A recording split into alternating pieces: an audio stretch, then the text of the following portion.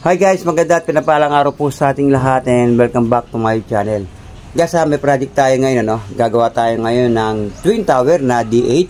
Ito yung 3-way mid-high box, So, ito natabas na natin siya. Pero bago natin assemblein, ay pag-usapan muna natin yung kanya-kanyang mga sukat. So, tara guys. Okay guys, ang sukat ng ating front, unahin muna natin yung butas ng air vent, Ang ilalagay nating air vent dyan ay 1.5 by 3, Yung air vent. Tapos yung sukat ng ating front, mula dito guys sa ibaba, papunta rin sa itaas, ang sukat niyan ay 28 and 1/4 by 10 inches. So, apat yan, front at siding. Front at backboard, sorry. Ito naman kanyang siding, mula dito sa ibaba, hanggang dun sa itaas ay 28 and 1/4 gaya nito, magkasilaki sila by 11 and 1/4. Okay? Ito naman kanyang pang itaas at pang ibaba. Ang sukat ito guys ay 11 and 1/4 by 11 and a half. Okay? At yung mga pinagbutasan guys ng ating front ay ilalagay natin ito sa loob ng backboard. Okay, tara guys, simulan nating assemblein. Okay guys, sa mga baguhan, ipakikita ko sa inyo kung paano tayo nag-assemble o bumubuo ng box, kung paano yung aking proseso, kung ano yung aking inuuna. So guys, ang inuuna ko madalas ay itong ating siding, and then yung ating pang-ibabaw, pangatlo yung backboard, and then pang-apat yung pang-ilalim, and then kasunod na yung front at yung kahuli-hulihang siding. Parang ganito guys,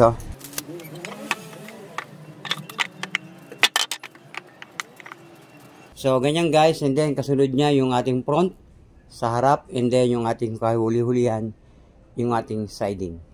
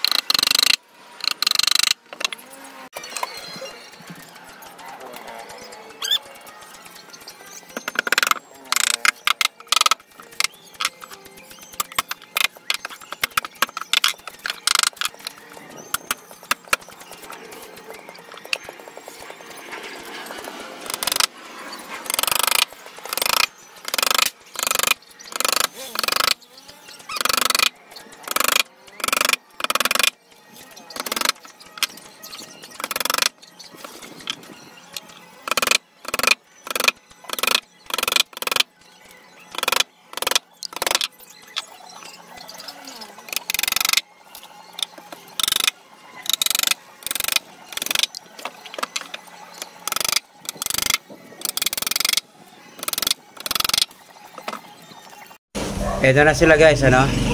So nangyari natin silang dalawa. And then guys, bubutasan na lang natin para sa kanyang mga handle, plunger at sa kanyang speak-on. Guys, nalagyan na rin natin ng ano yan, ano, ng liston. So ayan siya, oh. Okay guys, tuloy-tuloy na.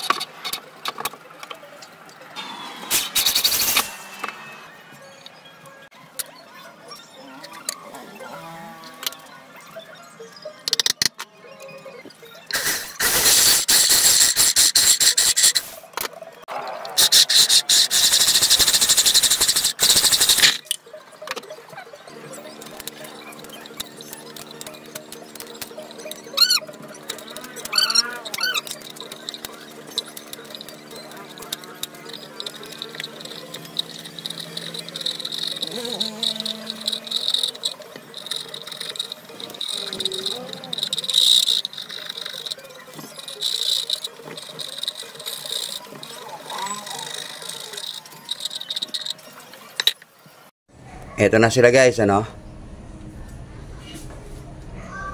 Ikakabit na lang natin guys yung kanyang mga accessories. Siguro hindi ko na bibidyoan. Madali lang naman yun. So, ito na sila.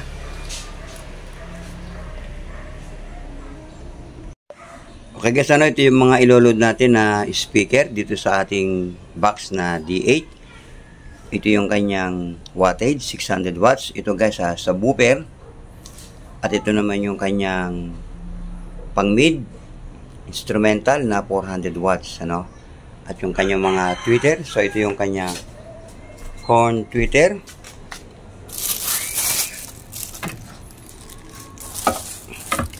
So ito guys. So tara guys, ikakabit ko lang, ano. Hindi ko na siguro bibidyoan. Kabit na natin lahat, pati mga accessories. Okay? Okay guys, ano, maglalagay tayo ng dividing network, ano. Ituturo ko sa inyo guys, sa mga nagtatanong kung paano daw magkabit o maglagay ng dividing network.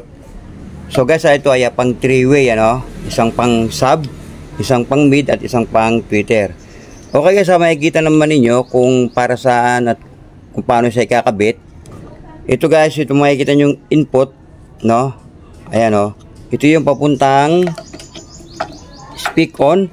O kung speaker terminal man yan, ilalagay nyo yung positive sa positive. So, ganyan. Negative sa negative.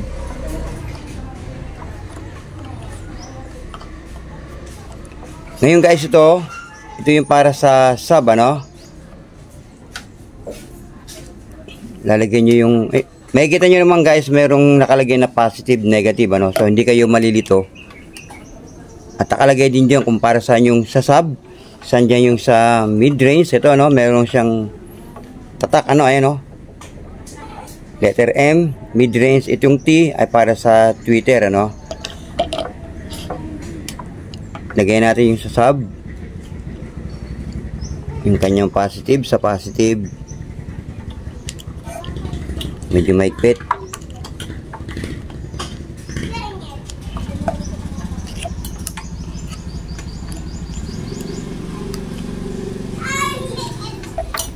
So, okay na yun sa ating... Ito guys, yung dulo nito sa speaker na, no? Ito naman guys, yung dulo naman nito ay para sa papuntang ampli, ano?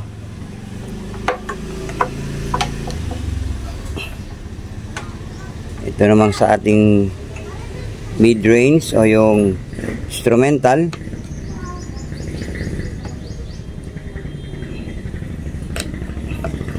So nakakabit na sa ating tweeter. Ito yung positive at ito yung negative. So yan guys, ano, yung mga dulo nito papunta na papuntang speaker or mid-range. Ito namang dulo ng tweeter, papunta naman to sa tweeter. At yung dulo naman itong ating sub, papunta naman sa speaker na sub. So, ganun lang guys, kadali, ano. Hindi kayo malilito kasi nandyan naman na kung saan ninyo ikakabit yung mga speaker, ano. Okay guys, actual ko na doon. Okay guys, ano, double check natin bago natin ikabit. So, ito na yung papuntang terminal, ano. And then, ito na yung papuntang speaker ng sub. And then, ito yung pang mid. Ito guys, yung mga dulo niyan, ito yung sa tweeter. Yung mga dulo niyan guys, diretso na sa speaker sa tweeter, ano. Mas maganda sana kung meron kayong gatong connector para tusok na lang ng tusok at hindi na maghihinang. At guys, make sure, ano, kailangan hindi kayo magkakapalit ng polarity. Kailangan siguraduhin nyo yung positive ay sa positive at yung negative ay sa negative. At guys, hindi naman kayo malilito dyan, gaya ng unang sinabi ko, ano. Ayan o, kung saan yung para sa mid-range, yung M para sa mid-range, yung T para sa tweeter, ito naman ay para sa sub. And then ito, yung input, diretso dun sa speaker, dun sa speaker terminal o yung sa speak on. Depende kung ano yung kakabit yun guys, ano. So, ito na siya, kabit na natin guys.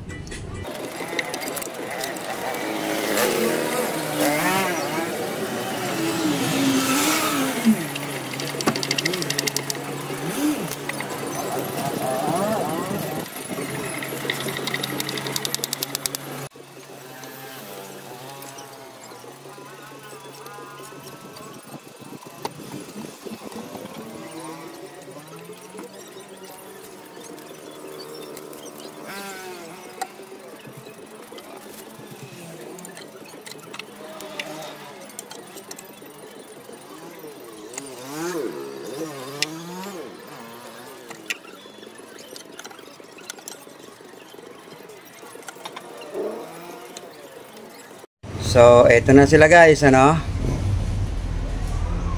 Ito na yung ating pinaka-finished product. Ito yung tinatawag natin na twin tower o three-way biday box, ano, na D8. Kaya lang guys, medyo maaga pa. Sinoncheck ko naman na siya kanina, medyo mahina nga lang. Gawa ng may mga natutulog pa.